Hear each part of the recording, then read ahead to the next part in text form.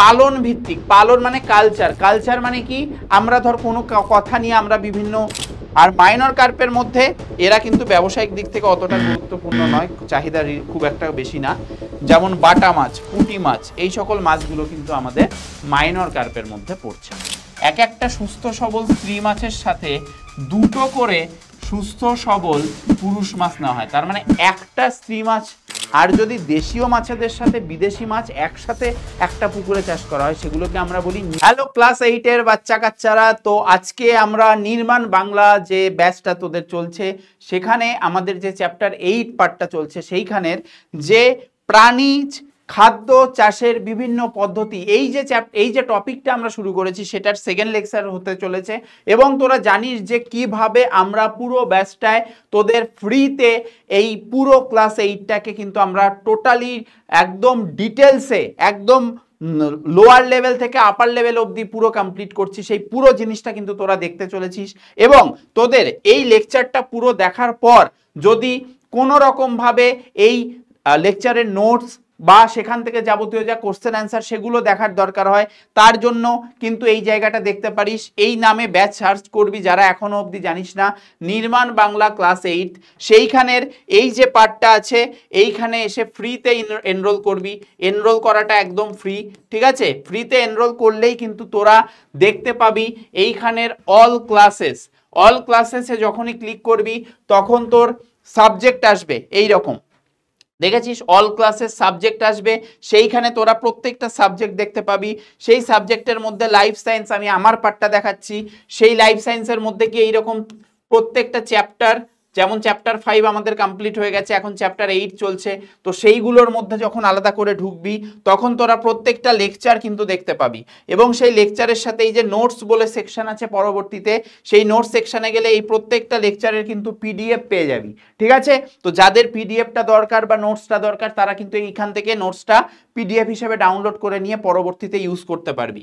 এরপর DPP PDF প্রত্যেকটা চ্যাপ্টারের শেষ হওয়ার পর সেই চ্যাপ্টার রিলেটেড যাবতীয় যা ভালো ভালো কোশ্চেন হয়, ইম্পর্টেন্ট কোশ্চেন সব রকম, শুধুমাত্র এমসিকিউ না, ভিএসএকিউ, 2 মার্কসের কোশ্চেন, 5 মার্কসের কোশ্চেন, সব কিছু মিলে কিন্তু আমাদের এই ডিপিপি পিডিএফ এর মধ্যে তোরা সেইটা পেয়ে যাবি এবং সেটাকে ডাউনলোড করে ইউজ করতে পারবি। তো যারা যারা এখনো অবধি ঠিকঠাকভাবে জানিস না তারা কিন্তু এইভাবে নিজেরা ফ্রিতে এনরোল করে পুরো ব্যাচটার কিন্তু সুযোগটা নে এবং পুরো জিনিসটাকে ভালো করে তৈরি কর, যাতে তোদের পরবর্তী ক্লাসে ক্লাস 9-এ খুব ভালো করে কনসেপ্ট নিয়ে তোরা প্রবেশ করতে পারিস। তাহলে আমরা এবার স্টার্ট করছি। আগের দিন যে পার্টগুলো আমরা পড়ে এসেছি সেটা হচ্ছে প্রাণীদের মধ্যে মৌচাষ সম্পর্কে পড়েছি এবং খুব ভালো করে অনেকটা ডিটেলসে বইয়ের বাইরেও মৌমাছির যে এত ইন্টারেস্টিং ফ্যাক্টস সেগুলো সম্পর্কেও কিন্তু আমরা জেনেছি। যারা এখনো অবধি জানিস না বা ভিডিওটা ঠিকভাবে দেখিসনি তারা কিন্তু ভিডিওটা দেখ এবং সেইখান থেকে অনেক কিছু জিনিস জানতে পার, এবং যেগুলো এক্সামে আসবে সেগুলো আমি বলে দিয়েছি, তো সেই জায়গাগুলো ভালো করে পড়ে নিস, ঠিক আছে? প্রত্যেকটা ভিজুয়াল এবং সুন্দর সুন্দর ছবি দিয়ে কিন্তু আমরা এই পুরো এই 4টে টপিক মৌচাষের মধ্যে পড়েছি।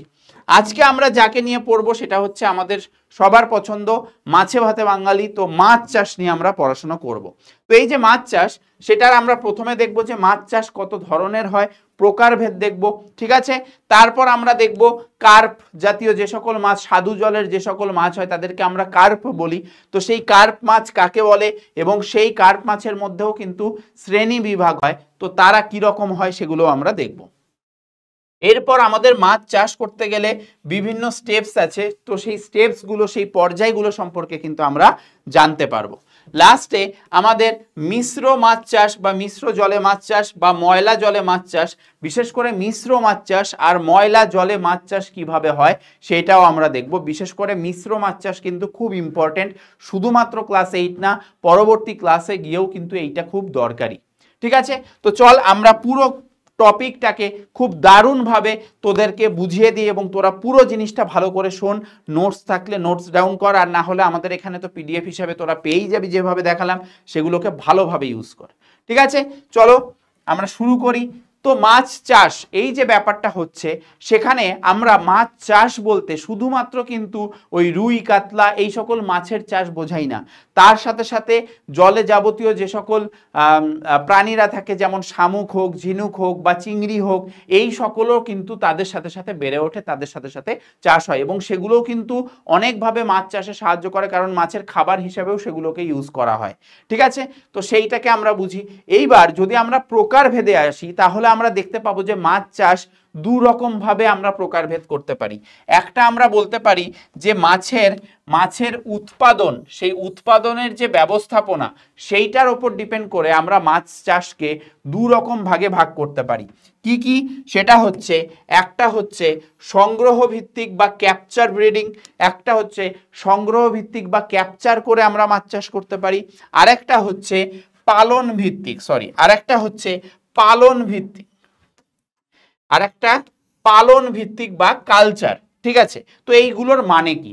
সংগ্রহ ভিত্তিক বা যেটাকে আমরা ক্যাপচার বলছি, ক্যাপচার করা মানে কি, যেমন আমরা ফটো ক্যাপচার করি মানে তুলি, তো সেই রকম ভাবে মাছ, বিশেষ করে যেগুলো নদী নালা বড় বড় জায়গায় যে সকল মাছগুলো থাকে, সেগুলোকে তো আমরা অত বড় জায়গায় তো চাষ ওইভাবে করতে পারি না। তার জন্য আমরা কি করি, সেই নদী নালাতে যে সকল মাছগুলো অ্যাভেলেবেল, সেই মাছগুলো আমরা জাল দিয়ে কিন্তু তুলি বা ক্যাপচার করি, ধরি, সংগ্রহ করি। ঠিক আছে, তাহলে এইখানে আমরা জানতে পারবো যে নদী নালা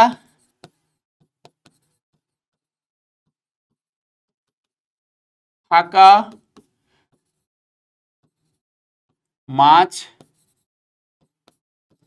জালের মাধ্যমে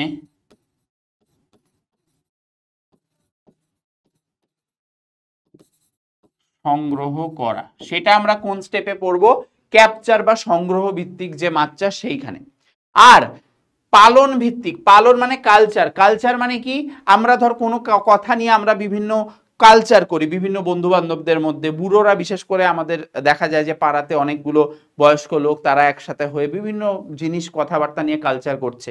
ঠিক আছে, তো তেমনি এখানে মাছ চাষের কথা যখন বলা হচ্ছে, তখন মাছকে আমরা কালচার করব, মানে মাছকে আমরা লালন পালন করব, মাছের যাবতীয় খাবার বা তাদের বৃদ্ধির জন্য যা যা দরকার সেগুলো তাদের প্রদান করে, তাদের আলাদা একটা জায়গায় রেখে, একদম প্রতিদিন ভিত্তিক যেরকম যে যে জিনিস মাছের দরকার হয় সেই সেই জিনিসগুলো আমরা মাছদের প্রোভাইড করব। ঠিক আছে, তো সেইটাকে আমরা বলি লালন পালন করা বা পালন। তাহলে এগুলো আমরা জেনারেলি কোথায় করি? পুকুর, খাল, বিল,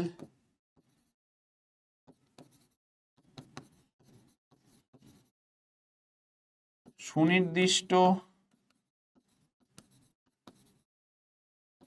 উপায়ে মাছের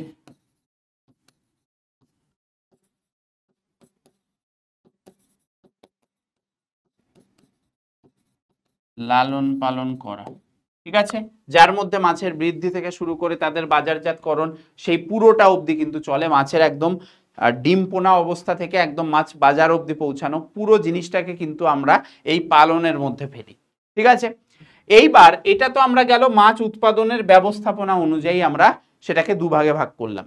আরেক রকম ভাগ হয়, সেটাকে আমরা বলি মাছ উৎপাদনের ক্ষেত্র অনুযায়ী। মাছ উৎপাদনের ক্ষেত্র অনুযায়ী মানে কোথায় চাষ করা হচ্ছে, আমাদের দেশে চাষ করা হচ্ছে, ইনল্যান্ড, যেটাকে আমরা বলছি অন্তর্দেশীয় বা ইনল্যান্ড। অন্তর্দেশীয় মানে কি, আমাদের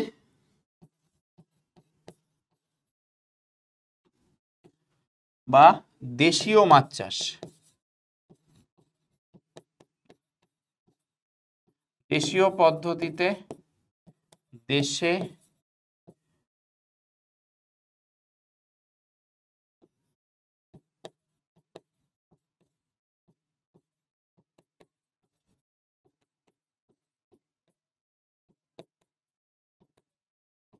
দেশীয় স্থানে মাছ চাষ, আমাদের দেশে। ঠিক আছে, অন্তর্দেশীয় মানে আমাদের দেশেই মাছ চাষ যেগুলো হয়।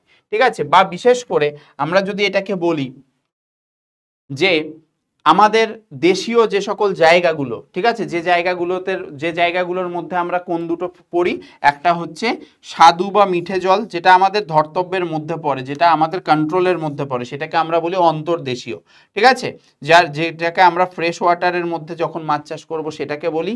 আর একটা হয় অল্প লবণাক্ত জলে মাছ চাষ, ঠিক আছে, কিছুটা পরিমাণ অল্প লবণাক্ত জল, যেখানে স্বাদু জল লবণাক্ত জল হয়তো মিক্স হয়েছে, খুব বেশি লবণাক্ত জল তো আমাদের সমুদ্রে হয়, তো সেইটা না, কিছুটা লবণাক্ত জল, সেইখানে যখন মাছ চাষ করা হয় সেটাকে আমরা বলি অল্প লবণাক্ত জলে মাছ চাষ। তো এই স্বাদু জল আর অল্প লবণাক্ত জলের যে মাছ চাষ, সেটা আমাদের দেশীয়, এবং এটা আমাদের মানে আমাদের কন্ট্রোলের মধ্যে যে মাছ চাষ সেইটাকে বলা হচ্ছে, যে কারণে এটাকে আমরা বলছি অন্তর্দেশীয় মাছ চাষ, ঠিক আছে, ইনল্যান্ড।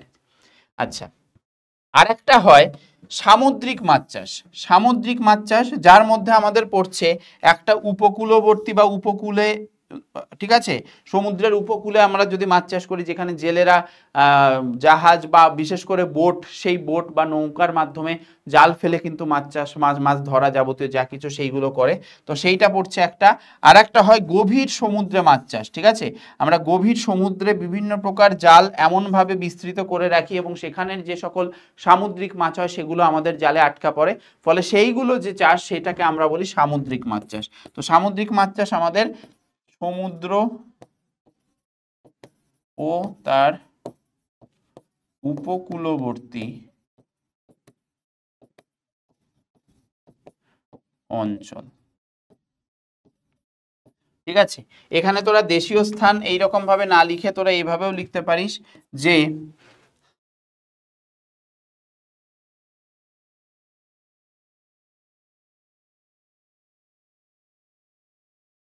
মিষ্টি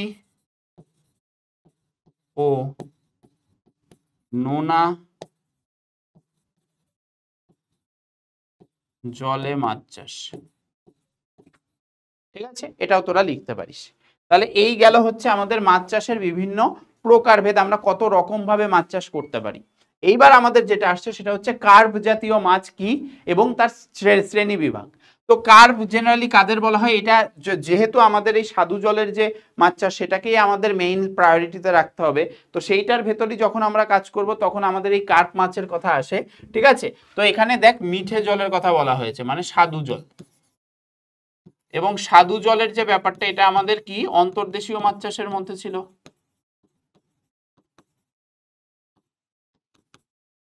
এটা আমাদের অন্তর্দেশীয় মাছ চাষের মধ্যে ছিল, ঠিক। আচ্ছা, তাহলে এই যে মিঠে জলে বাস করা যে সকল অস্থিযুক্ত মাছ, যাদের বোনস আছে, যে সকল অস্থিযুক্ত মাছ, অস্থিযুক্ত মাছকে আমরা কি বলে থাকি, অস্টিকথিস মাছ। অস্টিকথিস, এটা তোরা ক্লাস 9-এ পড়বি, ঠিক আছে। অস্টিকথিস যাদের কঙ্কাল থাকে, ঠিক আছে, আমাদের যেমন বোনস থাকে তো তেমনি তাদেরও সেই সকল মাছেরও অস্থি থাকে। অস্থিযুক্ত মাছের কি হয়, ত্রিকোণাকৃতি মাথায়, তাদের যে মাথাটা ট্রায়াঙ্গেলের মতো, তো সেই মাথায় কোনো প্রকার আঁশ থাকে না। যে মাছের কি হবে, বডির ভেতরে কঙ্কালতন্ত্র থাকবে, মানে অস্থি নির্মিত কঙ্কালতন্ত্র থাকবে, এবং যে সকল মাছের যে তিনকোনা যে মাথা হয় সেই মাথাতে কোনো প্রকার আমরা আঁশ দেখতে পাবো না, আঁশ শুধু বডিতে থাকবে, ঠিক আছে। সেইটা আর কি কি ফিচার্স কার্ভ জাতীয় মাছের, সেটা হচ্ছে অতিরিক্ত শ্বাসযন্ত্র অনুপস্থিত থাকবে। অতিরিক্ত শ্বাসযন্ত্র কাদের বলা হয়, যে সকল মাছ যারা ফুলকার মাধ্যমে যাবতীয় যা কিছু করে, আমরা দেখেছি ফুলকার মাধ্যমে কিভাবে করে, মাছ কানকের নিচে, ঠিক আছে, কানকো যেটাকে বলা হয়, কানকের নিচে ফুলকা থাকে, যাই হোক, তো সেইটা হচ্ছে আমাদের প্রধান শ্বাসযন্ত্র মাছেদের। কিন্তু তাছাড়াও কিছু জিওল মাছ আমরা দেখতে পাই, সেই জিওল মাছের মধ্যে এক্সাম্পল ধর কই, শিঙি, মাগুর, যেগুলোকে আমরা জিওল মাছ বলি, তারা জলেও বাঁচতে পারে, আবার জল ছাড়াও যদি তাদের স্থলেও রেখে দিস সেই স্থলেও কিন্তু তারা বেঁচে থাকতে পারে। কেন, কারণ তাদের ওই ফুলকা ছাড়াও বা প্রধান শ্বাসযন্ত্র ছাড়াও এক্সট্রা আরও একটা শ্বাসযন্ত্র থাকে, ঠিক আছে, যেটাকে আমরা বলছি অতিরিক্ত শ্বাসযন্ত্র, ঠিক আছে। তো সেই অতিরিক্ত শ্বাসযন্ত্র কার্ভ জাতীয় মাছেদের কিন্তু থাকে না, ওটা জিওল মাছেদের থাকে, ঠিক আছে। তাহলে এই অতিরিক্ত শ্বাসযন্ত্র কাদের থাকে, জিওল মাছেদের থাকে, জিওল মাছে উপস্থিত, ঠিক আছে। যদি জিওল মাছের এক্সাম্পল জিজ্ঞেস করিস তাহলে হয় কই, শিঙ্গি, মাগুর,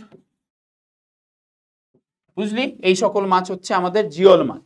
এইবার এই অতিরিক্ত শ্বাসযন্ত্র বর্তমান থাকে এবং চোয়ালে দাঁত নেই, ঠিক আছে? এই সকল কার্প জাতীয় মাছ যারা, তাদের চোয়ালে কিন্তু দাঁত থাকে না, ঠিক আছে, দাঁতবিহীন। আর কি হয়, দেহের ভেতরে পটকা থাকে, খুব ইম্পর্টেন্ট একটা অর্গান পটকা, যেটা আমরা খেতেও ভালোবাসি, তাই না? পটকাটা আমরা দেখতে পাই কিরকম স্ট্রাকচার হয়, পটকাটা দেখতে কিছুটা এইরকম হয়,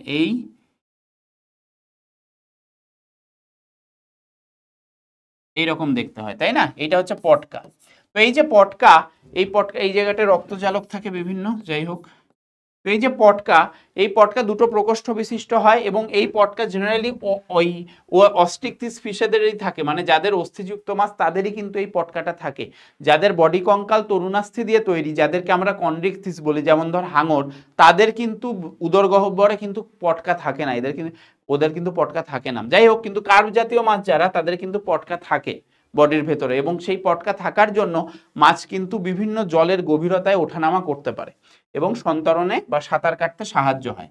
তো এদেরকেই আমরা বলি কার্প, ঠিক আছে? যার এক্সাম্পলে আমরা কি কি বলি, রুই মাছ, কাতলা মাছ, বাটা মাছ, এই সকল মাছগুলোকে আমরা বলি কার্প জাতীয় মাছ, কার্প, ঠিক আছে?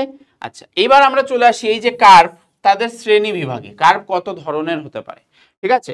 তো এইখানে আমাদের মাছ চাষি লেখা চলে এসছে, এখানে মাছ চাষ হবে না, এখানে হবে কার্প।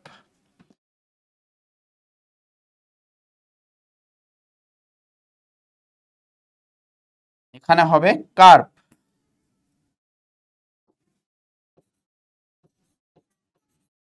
তো এই যে কার্প, ঠিক আছে, এই যে কার্পের কথা বলছি,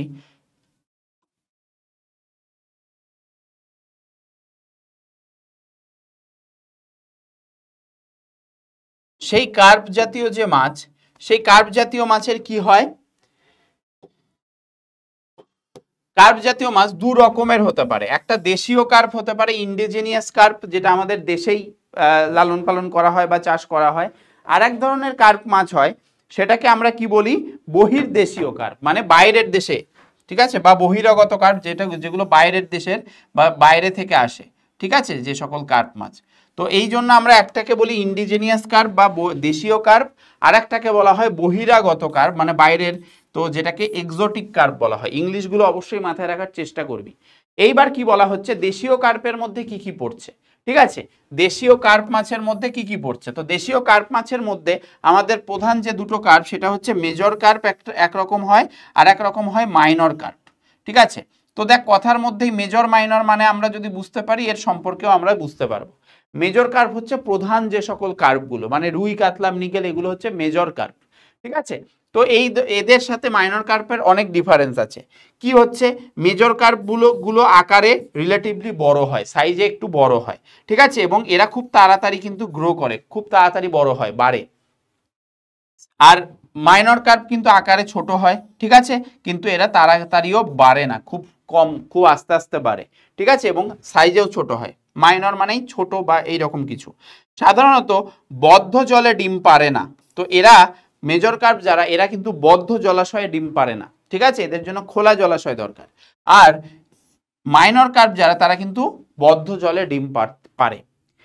ব্যবসায়িক দিক থেকে গুরুত্বপূর্ণ আর চাহিদাও বেশি। এই যে মেজর কার্প, মেজর কথা বলার রিজনটা হচ্ছে সবকিছুই বেশি, সবকিছুই ভালো ভালো এদের, ঠিক আছে? তো মেজর কার্পের সাইজও বড়, এরা তাড়াতাড়িও বাড়ে, ঠিক আছে, তার সাথে সাথে ব্যবসায়িক দিক থেকে এরা গুরুত্বপূর্ণ, এবং চাহিদা আমাদের খাবারের দিক থেকে বা রপ্তানি আমদানি যাবতীয় যা কিছু হোক, সেগুলোর দিক থেকেও কিন্তু এই মেজর কার্পের বা কার্পের যে দু ধরনের কার্প আছে, তাদের মধ্যে মেজর কার্পের কিন্তু চাহিদা প্রচুর বেশি। যার মধ্যে এক্সাম্পলে আমি বললাম, মেইন যে কার্পগুলোর নাম আমরা পড়ি সেগুলো পড়ছে রুই, কাতলা, মৃগেল, কালবোস, ঠিক আছে, এই সকল মাছ।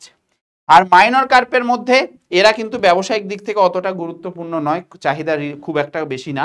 যেমন বাটা মাছ, পুঁটি মাছ, এই সকল মাছগুলো কিন্তু আমাদের মাইনর কার্পের মধ্যে পড়ছে। আরেক ধরনের যে কার্প হয় দেশি কার্প বাদ দিয়ে, সেটা হচ্ছে বহিরাগত কার্প বা বিদেশি কার্প।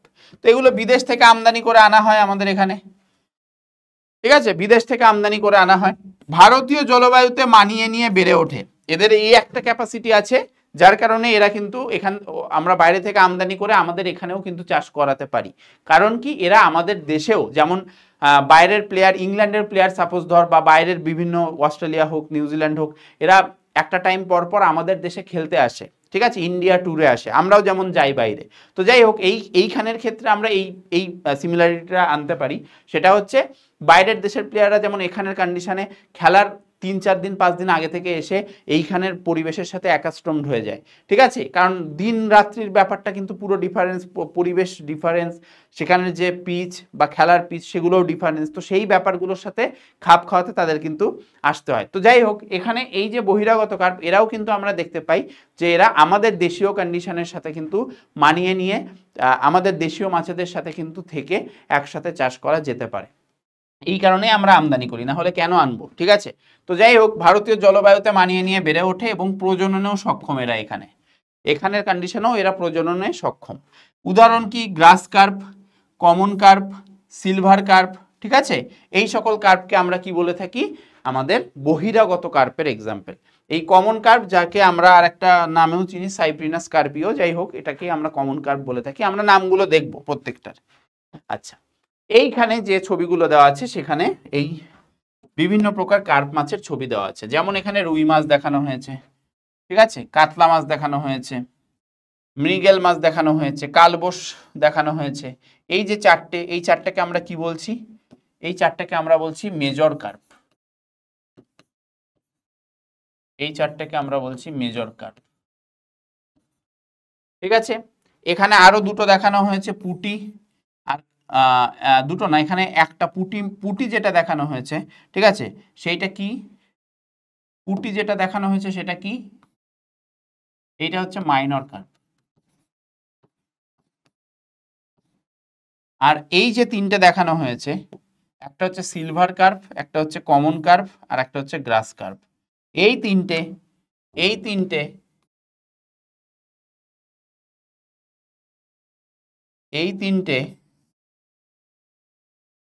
হচ্ছে এক্সোটিক কার্প।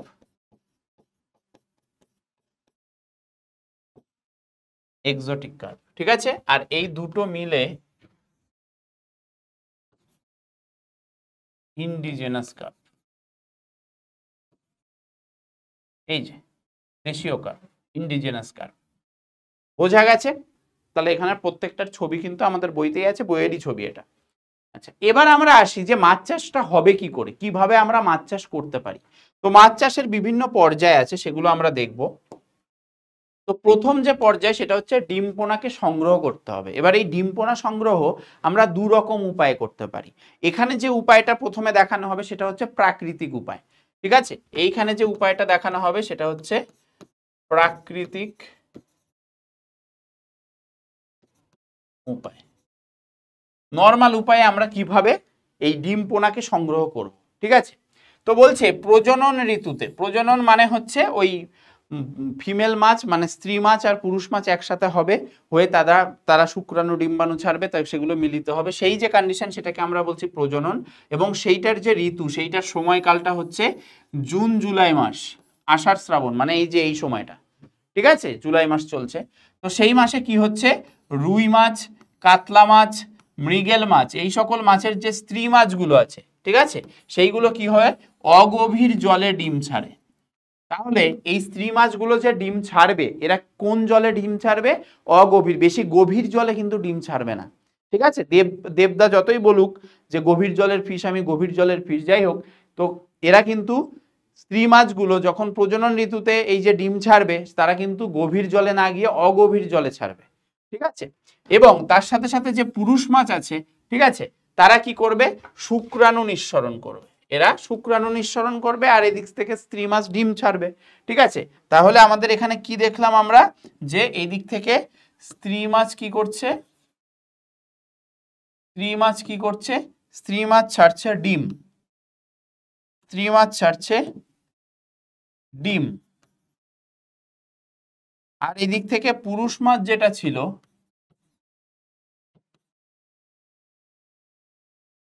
সেই পুরুষ মাছ কি ছাড়ছে, পুরুষ মাছ ছাড়ছে শুক্রাণু। এবং এই যে প্রসেসটা হচ্ছে, এই প্রসেসটাকে আমরা কি বলছি? এই প্রসেসটাকে আমরা বলছি প্রজনন।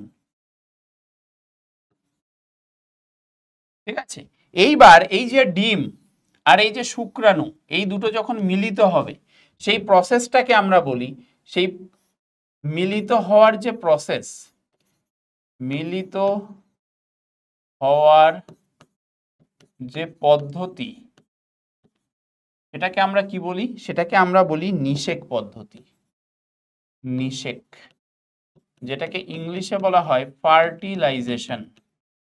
ইংলিশে বলা হয় ফার্টিলাইজেশন।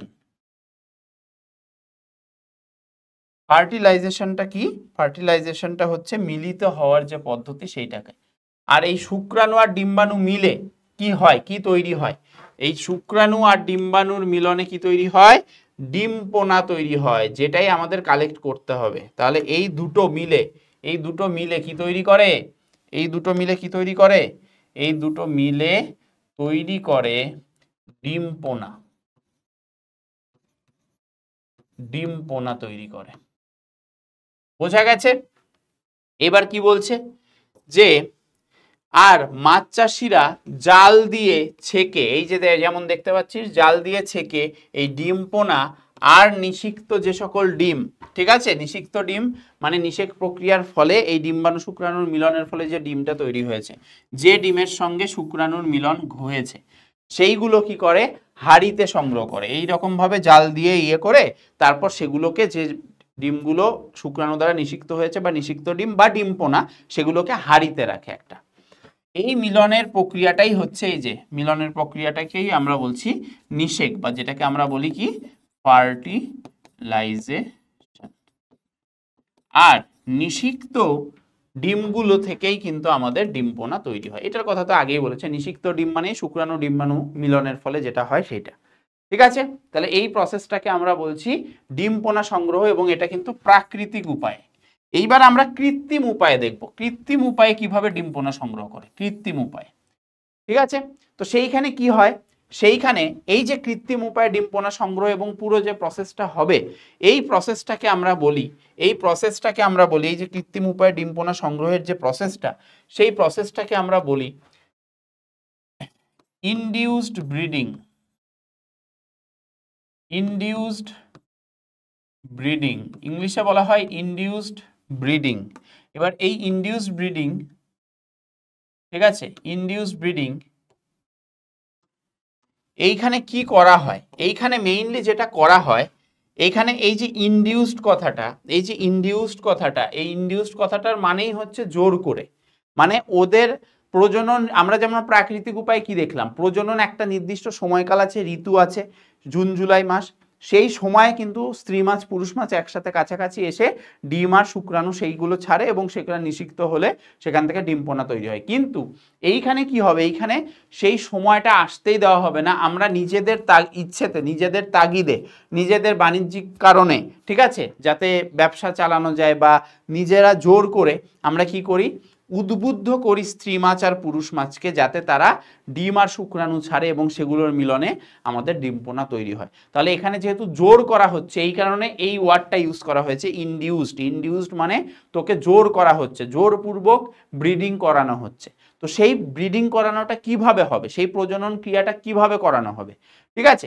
তো সেইখানে আমাদের কি করা হয়? প্রথমে একটা সুস্থ সবল, প্রতিটা বলেছে, দেখ, এক একটা সুস্থ সবল স্ত্রী মাছের সাথে দুটো করে সুস্থ সবল পুরুষ মাছ নেওয়া হয়। তার মানে একটা স্ত্রী মাছ, প্রত্যেকটা স্ত্রী মাছের সাথে দুটো করে পুরুষ মাছ নেওয়া হয়। ঠিক আছে, কেন নেওয়া হয়, কি জন্য নেওয়া হয় বলছি। এইবার কি হয়, আমাদের মাছেদের মাথায় বা আমাদের মাথাতেও মানুষের মতোই, ঠিক আছে, মাছেদের মাথাতেও কি হয়, এক প্রকার অন্তঃক্ষরা গ্রন্থি থাকে। অন্তঃক্ষরা গ্রন্থি মানেটা কি? অন্তঃক্ষরা গ্রন্থি হচ্ছে এমন এক প্রকার গ্রন্থি, যে গ্রন্থি থেকে কিছু রাসায়নিক পদার্থ তৈরি হয়, এবং সেই রাসায়নিক পদার্থগুলো সেই গ্রন্থি থেকে বেরিয়ে রক্তে মেশে এবং রক্তের দ্বারা বিভিন্ন জায়গায় পৌঁছায়, বিভিন্ন কাজ করে। ঠিক আছে, তো সেই অন্তঃক্ষরা গ্রন্থি থেকে যে রাসায়নিক পদার্থ বেরোয় সেটাকে আমরা বলি হরমোন। ঠিক আছে, এবং এই হরমোনটাই কিন্তু এই স্ত্রী মাছ আর পুরুষ মাছকে জনন সময়, সেই সময়ের আগেই আমরা যেহেতু ইনডিউস ব্রিডিং করছি, কৃত্রিম উপায়ে করছি, তাই সেই সময় কিন্তু ওই যে অন্তঃক্ষরা গ্রন্থি থেকে যে হরমোন বেরোবে সেগুলো কিন্তু উদ্দীপিত করবে ওই স্ত্রী আর পুরুষ মাছকে, যাতে তারা সময়ের আগেই ডিম পারে আর শুক্রাণু ছাড়ে। ঠিক আছে, তো এই যে অন্তঃক্ষরা গ্রন্থি, যার এক্সাম্পল আমরা এখানে একটা যে এখানে যে এক্সাম্পলটা কাজ করবে সেটা হচ্ছে পিটুইটারি গ্রন্থি, যেটাকে আমরা কি বলে থাকি, পিটুইটারি গ্রন্থি, যেটা আমাদের ব্রেনে থাকে এবং মাছেদেরও ব্রেনে থাকে। ঠিক আছে, এই পিটুইটারি গ্রন্থি থেকে আমাদের বিভিন্ন প্রকার জনন হরমোন ক্ষরণ হয়। ঠিক আছে, তো সেই যে হরমোন, সেই হরমোনগুলো, জনন হরমোন আমি এক্স্যাক্টলি জনন হরমোন বলবো না, বাট জনন হরমোন বের করার ক্ষেত্রে উদ্দীপিত যে সকল হরমোন সেইগুলো ক্ষরণ করতে সাহায্য করে। যাই হোক, এই পিটুইটারি গ্রন্থি থেকে কি বেরোয়, তাহলে হরমোন রিলিজ হয়, হরমোন রিলিজ হয়, এবং সেইটা কি কাজ করে, সেইটা গিয়ে এই পুরুষ আর স্ত্রী মাছকে, পুরুষ আর স্ত্রী মাছকে, পুরুষ মাছকে শুক্রাণু ত্যাগ করতে বা শুক্রাণু নিঃসরণ করতে, আর স্ত্রী মাছকে ডিম্বাণু বা ডিম এইগুলো রিলিজ করতে উদ্বুদ্ধ করে বা জোরপূর্বক এই কাজগুলো করে।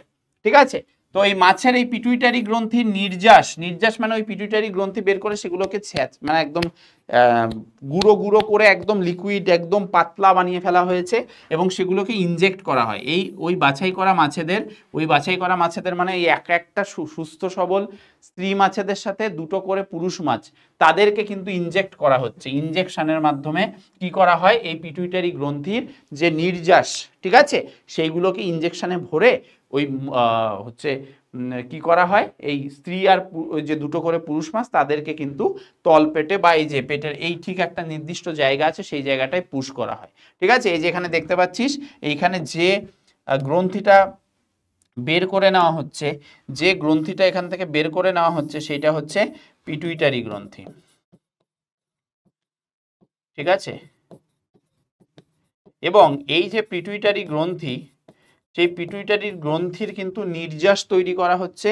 সেই নির্যাস এই যে এইখানে পিটুইটারি গ্রন্থির কিন্তু এখানে নির্যাস,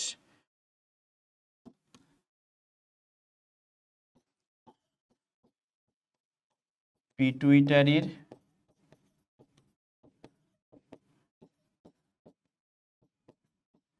নির্যাস ইনজেক্ট করা হচ্ছে। ঠিক আছে, পুরুষ আর স্ত্রী দুটো মাছেই কিন্তু এরকম ভাবে পিটুইটারির নির্যাস কিন্তু ইনজেক্ট করা হবে। এরপরে কি বলেছে, যে পিটুইটারির ইনজেকশন দেওয়ার ফলে এই যে স্ত্রী মাছ ডিম আর পুরুষ মাছ শুক্রাণু নিঃসরণ করবে, এটার কথাই আমরা এখানে বলেছি। ঠিক আছে, এটার কথাই আমরা এখানে বলেছি। শুক্রাণু আর ডিম্বাণুর মিলনের ফলে এই ডিম্পোনা যেটা তৈরি করার দরকার বা যেটা আমাদের মেইন দরকার সেই জিনিসটা তৈরি হয়ে যাবে, ডিম্পোনা তৈরি হয়ে যাবে। কোন প্রসেসে তৈরি হবে, নিষেক প্রসেস। যে প্রসেসের মাধ্যমে ডিম্পোনা তৈরি হবে সেটাকে আমরা বলবো নিষেক প্রসেস। এইখানে কাজ করবে নিষেক প্রসেসে।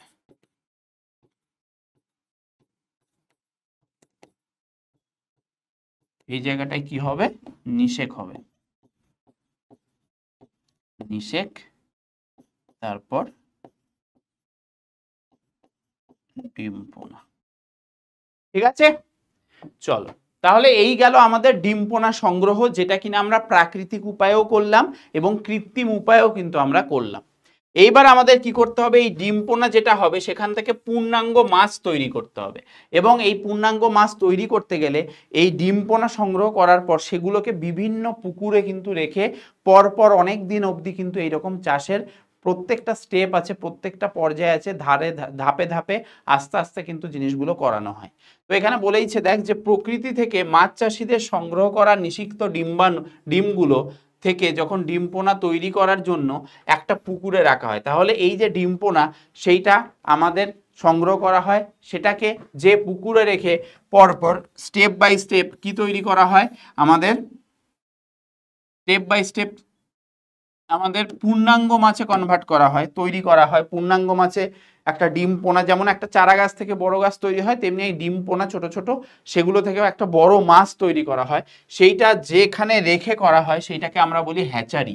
ঠিক আছে, হ্যাচারিতে রেখে এই ডিম পোনাদের পরপর বেশ কয়েকটা পুকুরে ঠিক আছে, প্রতিপালন করে পূর্ণাঙ্গ মাছ কিন্তু তৈরি করা হয়।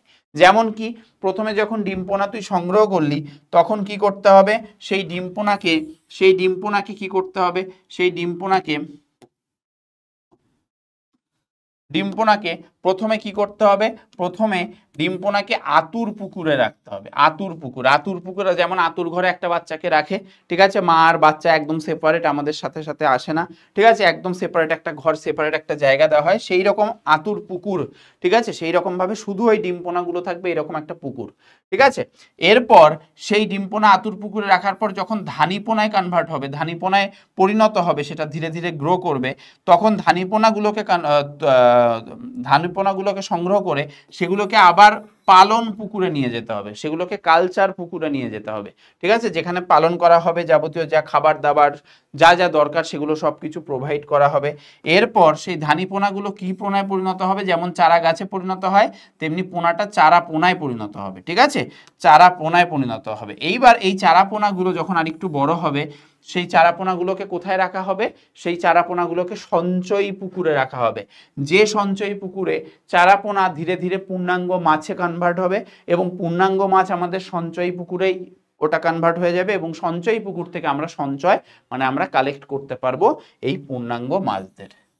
বোঝা গেছে? তাহলে আমরা এখানে 3 ধরনের পুকুর দেখলাম, একটা হচ্ছে আতুর পুকুর, একটা হচ্ছে পালন পুকুর, একটা হচ্ছে সঞ্চয়ী পুকুর। এই 3টে আলাদা আলাদা পুকুরে আলাদা আলাদা কিন্তু মাছেদের পোনা থাকে, ঠিক আছে, তো সেইগুলো আমাদের মাথায় রাখতে হবে। এটা খুব ইম্পর্টেন্ট, এক্সামে আসার মতো জিনিস কিন্তু, ঠিক আছে, এটা কিন্তু খুব ইম্পর্টেন্ট।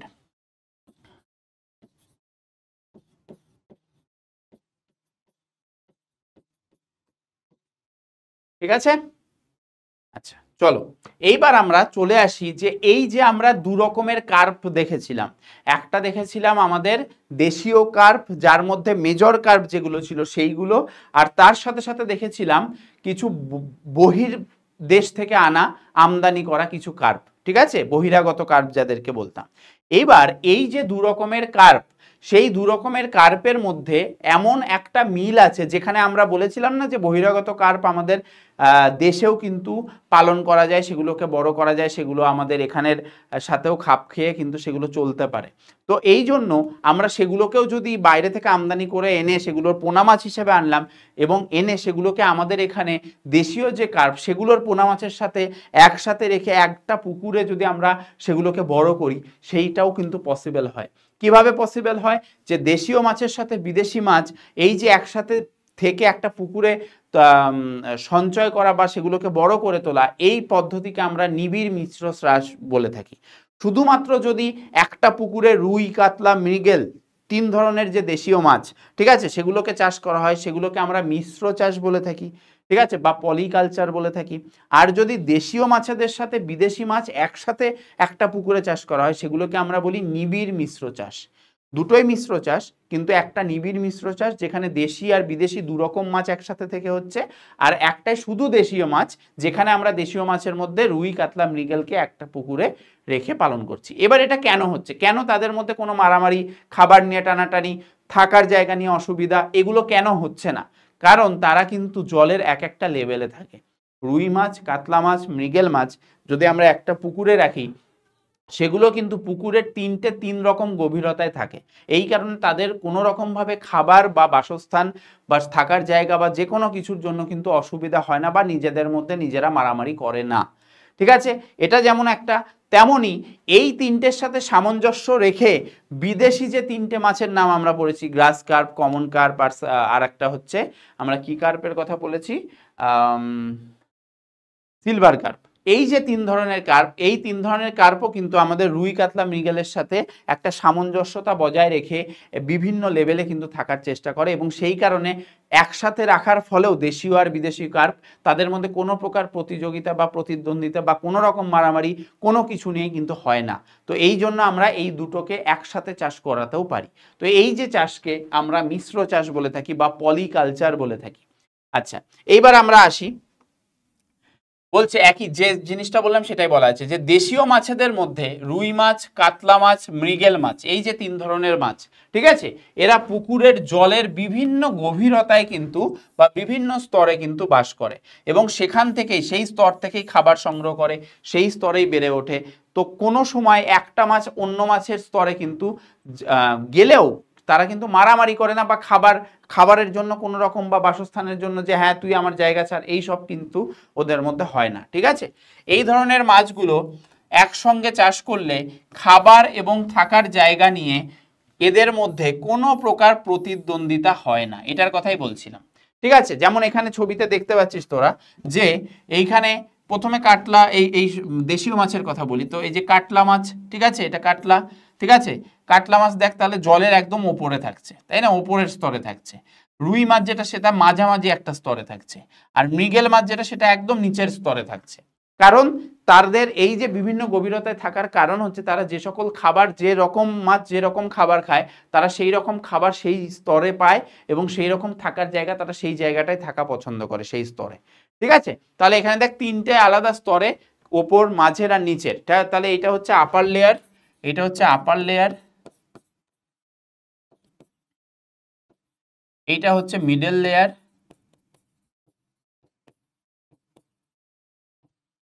আর এইটা হচ্ছে লোয়ার লেয়ার। বুঝতে পারছিস? তাহলে এটাই বলা হয়েছে যে কোনো প্রকার প্রতিদ্বন্দ্বিতা কিন্তু তাদের মধ্যে হয় না এবং মাছ এর ফলে কি হয়, তাড়াতাড়ি কিন্তু বেড়ে ওঠে। এই 3 ধরনের দেশীয় মাছেদের চাষ, শুধুমাত্র এখানে দেশীয় মাছেদের কথা এখনো অবধি বলেছি, তো এদের চাষ করাকে আমরা বলি মিশ্র মাছ চাষ। এদেরকে আমরা কি চাষ বলি? মিশ্র মাছ চাষ বলে থাকি। আচ্ছা, এইবার আরেকটা যে জিনিস আমরা বলবো সেটা হচ্ছে এইবার আমাদের বিদেশি মাছও আসবে। এগুলো দেশি মাছ ছিল, এইবার অনেক সময় কি হয়, দেশি মাছ আর বহিরাগত মাছ, এদের 2 রকমের যে মাছের চাষ একই সাথে করা হয়, একই পুকুরে করা হয়, ঠিক আছে।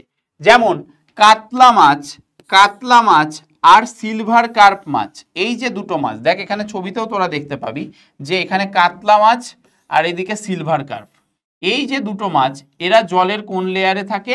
আপার লেয়ারে থাকে, ঠিক আছে। সেম ভাবে আমাদের তাহলে এই যে দেখ এখানে লেখা আছে যে ওপরের স্তরে থাকে, এই যে ওপরের স্তরে থাকে, ওপরের স্তর। আবার এইদিকে দেখতে পাচ্ছি রুই মাছ আর এইদিকে গ্রাস কার্প, ঠিক আছে। এই যে দুটো মাছ, ঠিক আছে, এরা কোথায় থাকছে? মাঝের স্তরে থাকছে। দেখ মাঝের স্তরে থাকছে কিনা, কি কি, আমাদের রুই মাছ, এই যে রুই মাছ আর গ্রাস কার্প, এই দুটো মাছ কোথায় থাকছে? মিডল লেয়ারে থাকছে, মাঝের স্তরে।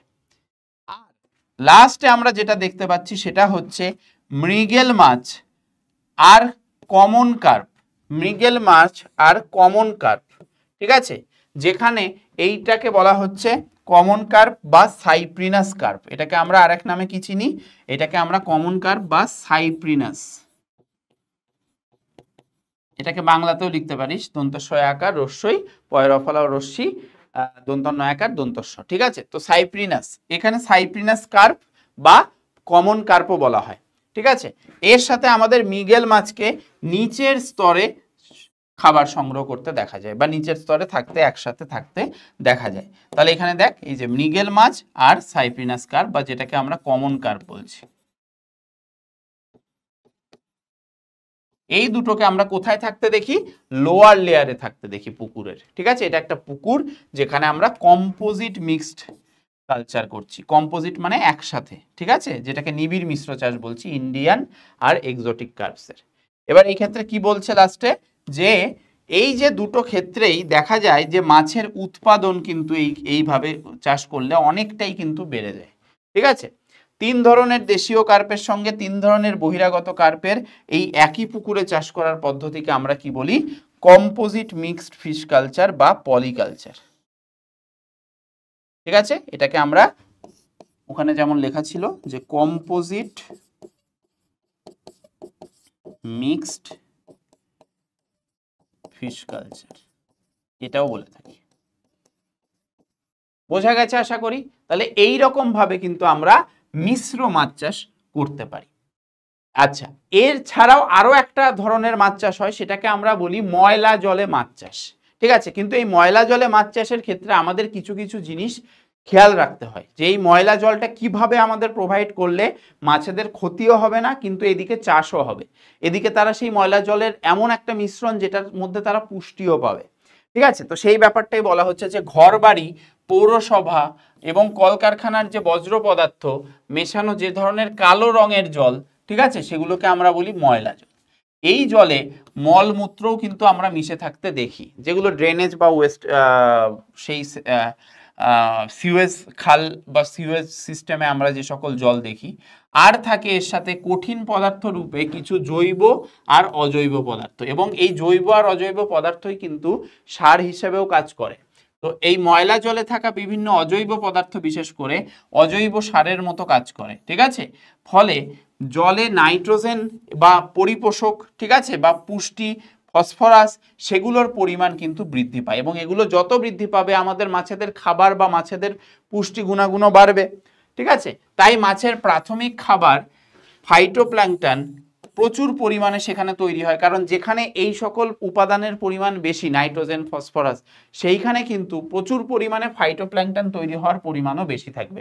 ফাইটোপ্ল্যাঙ্কটন হচ্ছে আমাদের স্থলে যেমন উদ্ভিদ থাকে, উদ্ভিদকে গরু, ছাগল বা হরিণ এইসব খায়, তেমনি পুকুরের বাস্তুতন্ত্রে বা একটা পুকুরে বা জলজ যেখানে মাছের চাষ করা হয়, সেখানেও কিন্তু মাছরা যে সকল খাবার খায় সেগুলোকে আমরা বলি ফাইটোপ্ল্যাঙ্কটন বা জু প্ল্যাঙ্কটন। ফাইটোপ্ল্যাঙ্কটন মানে হচ্ছে উদ্ভিদ, জলজ উদ্ভিদ, জলজ উদ্ভিদ, সেগুলোর পরিমাণও কিন্তু বাড়তে থাকে। এর ফলে মাছগুলো কিন্তু খাবার খুব বেশি পরিমাণে পেয়ে যায়, তাই এরই ফলে তৈরি হয় জু প্ল্যাঙ্কটন। ফাইটোপ্ল্যাঙ্কটন যেখানে থাকবে সেখানে জু প্ল্যাঙ্কটন তৈরি হবে। জু প্ল্যাঙ্কটন মানে হচ্ছে সেইখানে থাকা এই ফাইটোপ্ল্যাঙ্কটনকে খাওয়ার যে খায় যে সকল প্রাণী বা বিশেষ করে যে সকল জলজ পোকামাকড়, এই জু প্ল্যাঙ্কটনের মধ্যে আমাদের কি পড়ছে? জলজ পোকামাকড় পড়ছে, জলজ পোকা লিখে দিয়েছি। ঠিক আছে, তো সেগুলো আমাদের ফাইটোপ্ল্যাঙ্কটনকে খায়, এবং জু প্ল্যাঙ্কটনকে খাবে আমাদের এই সকল মাছ বা ছোট মাছ, ঠিক আছে, বা অন্যান্য পোকামাকড়ও কিন্তু সেখানে থাকছে। কেন থাকছে? কারণ এখানে পুষ্টির পরিমাণ বেড়ে গেছে, নাইট্রোজেন, ফসফরাস এগুলোর পরিমাণ যখনই বেড়ে যাবে সেখানে আমাদের ফাইটোপ্ল্যাঙ্কটন বেশি তৈরি হবে। ফাইটোপ্ল্যাঙ্কটন যেখানে বেশি থাকবে সেখানে জু প্ল্যাঙ্কটনও বেশি আসার প্রবণতা হবে। ঠিক আছে, এবং এই সকল জিনিসই কিন্তু মাছের খাবার হিসেবে ইউজ হয়, এই জু প্ল্যাঙ্কটনগুলো। তাই বাইরে থেকে আলাদা করে আমাদের খাবারের কিন্তু দেওয়ার প্রয়োজন পড়ে না, খুব কম পরিমাণ প্রয়োজন পড়ে, কারণ তারা সেখানেই কিন্তু অটোমেটিকভাবে সবকিছু পেয়ে যাচ্ছে। ঠিক আছে, মাছ চাষের পুকুরে সরাসরি অপরিশোধিত ময়লা জল ব্যবহার করলে মাছের ক্ষতি হতে পারে। তো আমরা এই যে ময়লা জল বলছি সেগুলো যদি অপরিশোধিত হয়, মানে আমরা পরিশোধন বা যেগুলো ক্ষতিকারক যে সকল জিনিস সেগুলো জল থেকে যদি না হটিয়ে আমরা ডিরেক্ট সেই জলে মাছ চাষ করতে যাই, তাহলে কিন্তু আমাদের মাছ মারা যাবে। ঠিক আছে, একদম সহজ কথা। তাই সেগুলোকে শোধন করার পর মাছ চাষের পুকুরে সরাসরি ব্যবহারের আগে ময়লা জলের পরিশোধন বা শোধন দরকার। ঠিক আছে, যার ফলে ওই জলে থাকা বিভিন্ন প্রকার ক্ষতিকারক উপাদান সেগুলো বা যেগুলো মাছের গ্রোথ বা বৃদ্ধির জন্য খুব হার্মফুল, ক্ষতিকারক, সেগুলোকে কিন্তু সরিয়ে দিয়ে যে প্রসেসটাকে আমরা বলছি পরিশোধন, সেগুলো করে তারপর সেখানে কিন্তু মাছ চাষ করা হয়। তাহলে আমরা সেইগুলোতে হেল্প হচ্ছে কি, যে ময়লা জলে মাছ চাষ, কারণ সেখানে আমাদের নিউট্রিয়েন্টসের পরিমাণ এত বেশি হয়ে যায় যে অটোমেটিকভাবে সেখানে ফাইটোপ্ল্যাঙ্কটন, জু প্ল্যাঙ্কটন এবং মাছের যেটা খাবার সেগুলো অটোমেটিকভাবেই সেখানে মাছ পেয়ে যায়, আমাদের আলাদা করে খাবার দেওয়ার প্রয়োজনীয়তা কম থাকে। তাহলে এই হচ্ছে যেখানে কিছু ছবি তোরা দেখতে পাচ্ছিস ময়লা জলে মাছ চাষ কিভাবে করা হচ্ছে। আচ্ছা, এবং এই ময়লা জলে মাছ চাষ বা ড্রেনেজ যে সকল সিস্টেমে মাছ ফাছ থাকে, গাপ্পি মাছ থেকে শুরু করে বিভিন্ন আরও কিছু ধরনের মাছ থাকে, সেই সকল মাছটা কিন্তু এই মশার লার্ভাকে খেয়ে নিয়ে আমাদের মশার থেকে আমাদের পরিবেশকে রক্ষা করে, বা আমাদের বিভিন্ন ম্যালেরিয়া, ডেঙ্গু এই সকল রোগ কমাতেও কিন্তু সাহায্য করে এই সকল মাছ। ঠিক আছে, তো সেটাও একটা কারণ, সেটাও একটা প্রয়োজনীয়তা বা সেটাও একটা গুরুত্ব, যেটা কিনা বইতে দেওয়া নেই, বাট ইন জেনারেল আমি বললাম। লাস্ট হচ্ছে মাছের পুষ্টিগুণ। ঠিক আছে, মাছ খেলে আমাদের বডিতে কি কি পুষ্টি প্রোভাইড হয়? প্রাণীজ প্রোটিন, মাছ তো একটা প্রোটিন জাতীয় খাবার, তো সেটা তো অবশ্যই হবে। অপরিহার্য যে সকল অ্যামাইনো অ্যাসিড আছে, যেগুলোর নাম তোরা ক্লাস 9-এ পড়বি। ঠিক আছে, বিভিন্ন প্রকার অপরিহার্য অ্যামাইনো অ্যাসিড থাকে। ঠিক আছে, লাইসিন, লিউসিন, আইসোলিউসিন, এরকম অনেক কিছু, ভ্যালিন, অনেক কিছু অ্যামাইনো অ্যাসিড থাকে যেগুলো আমাদের বডির ক্ষেত্রে খুব গুরুত্বপূর্ণ, তাই এগুলোকে অপরিহার্য বলা হয়। আর ফ্যাটি অ্যাসিড, ঠিক আছে, কিছুটা ফ্যাটও আমাদের প্রোভাইড করে। সরবরাহে মাছের এক গুরুত্বপূর্ণ ভূমিকা আছে। এছাড়াও শুধুমাত্র এই প্রোটিন, অ্যামাইনো অ্যাসিড আর ফ্যাট না, এছাড়াও কিছু খনিজ লবণ আমাদের বডিতে প্রোভাইড করে মাছ, ঠিক আছে, যার মধ্যে calcium, phosphorus, sodium, potassium, magnesium, sulphur এই সকল মৌল আছে।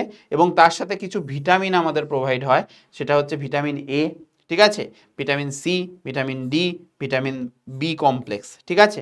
আমরা জানি যে কড লিভার অয়েল সেইটা কিন্তু খুব আমাদের বডির ক্ষেত্রে গুরুত্বপূর্ণ, যেটা আমরা মাছের তেল থেকেই পাই, ঠিক আছে। এইরকম অনেক কিছুর ক্ষেত্রে কিন্তু আমাদের বডিতে প্রোভাইড হয় আমাদের এই সকল পুষ্টি। তো মাছ খাওয়া অবশ্যই দরকার, ঠিক আছে। তো এই ছিল আমাদের আজকের পুরো ভিডিও, যেখানে আমরা মাছ চাষ সম্পর্কে পড়লাম এবং মাছ চাষ করার জন্য কি কি দরকার, কোন কোন দিকে খেয়াল রাখতে হবে, মাছ কত ধরনের হয়, সেগুলো সব কিছু আমরা দেখেছি। পুরো জিনিসটা কিন্তু আমাদের কাছে একদম কমপ্লিট। ভালো করে পড়তে হবে এবং নোটসের জন্য যেভাবে বললাম পিডাব্লিউ অ্যাপে গিয়ে ওই ব্যাচটার নাম সার্চ করতে হবে, নির্মাণ বাংলা, সেখানে গিয়ে কিন্তু নিজের নোটস ডাউনলোড করে ভালো করে পড়। আচ্ছা, তোদের জন্য কিছু কোশ্চেন দিই। প্রথম কোশ্চেন হচ্ছে, দেশীয়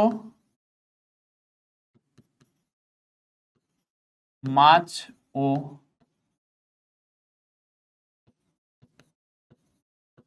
বহিরাগত মাছ এর মধ্যে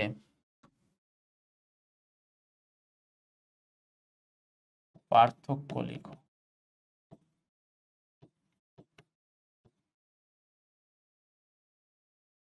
সেকেন্ড,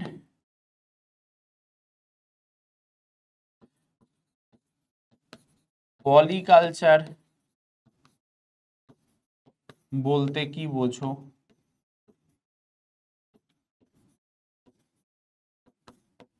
এর গুরুত্ব কি?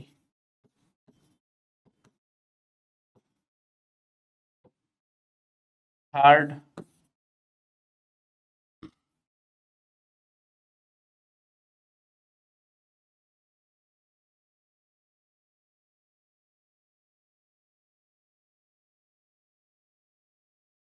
এরপর তোরা আরেকটা কোশ্চেন লিখতে পারিস, সেটা হচ্ছে কৃত্রিম উপায়ে ডিম পোনা তৈরি কতটা সাফল্যজনক? ঠিক আছে, এই তিনটে কোশ্চেন লেখার ট্রাই করিস, HW তে থাকলো। এবং এর পরের দিনের যে লেকচারটা আসবে সেটার মাধ্যমে আমাদের ক্লাস 8-এর চ্যাপ্টার 8 পুরো কমপ্লিট হয়ে যাবে। এবং আমরা জানি যে লাইফ সায়েন্স পার্টের মধ্যে চ্যাপ্টার 5 আর চ্যাপ্টার 8 এই দুটো পার্টই কিন্তু আছে। তাহলে আমাদের সেকেন্ড সামেটিভ কিন্তু কমপ্লিট। সেকেন্ড সামেটিভ এক্সামের আগে তোদের পুরো সিলেবাস যেমন বলা হয়েছিল কমপ্লিট হয়ে যাবে। লাইফ সায়েন্সটা কমপ্লিট হয়ে গেল, বাকিগুলোও কমপ্লিট হয়ে যাচ্ছে। তাহলে ভালো করে প্রিপারেশান নে এবং সেকেন্ড সামেটিভ এক্সামটাকে দারুণভাবে দে। এবং লাস্ট যে লেকচারটা এই চ্যাপ্টারের হবে পরের দিন, সেইখানে কিন্তু তোরা সেই লেকচারের পরে কিন্তু ওয়ার্কশিট পাবি এই পুরো চ্যাপ্টারের ওপরে। অনেকগুলো কোশ্চেন থাকবে, খুব গুরুত্বপূর্ণ কোশ্চেন তোদের এক্সামের জন্য। সেই জায়গা, সেই কোশ্চেনগুলো ভালো করে তৈরি করে যাস, এক্সাম খুব দারুণ হবে। দেখা হচ্ছে পরের দিনের লেকচারে। আমরা চ্যাপ্টার এই শেষ করতে চলেছি। থ্যাংক ইউ সবাইকে, টাটা, গুড নাইট।